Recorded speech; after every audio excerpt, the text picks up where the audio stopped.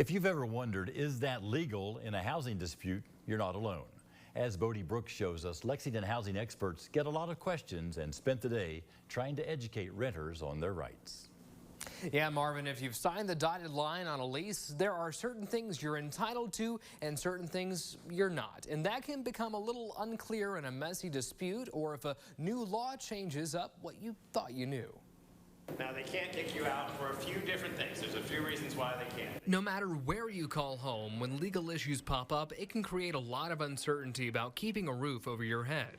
On Tuesday, the first workshop of the year was held for Lexington's tenants and landlords to get answers to situations of their own. My office gets a lot of calls regarding landlord-tenant issues, and usually it's after the fact.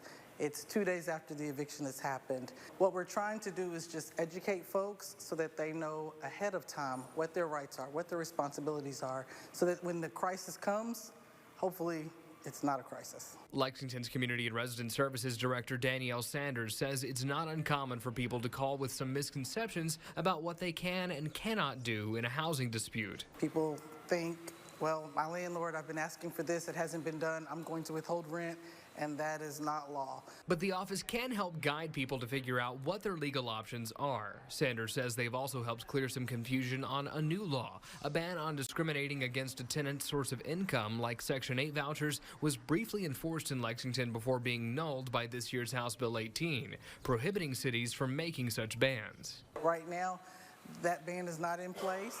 But there are still discrimination laws. That's why today we have Kentucky Fair Housing here, we have Kentucky Equal Justice Center here, we have Legal Aid of the Bluegrass. All agencies that Sanders' office can connect you with depending on your situation.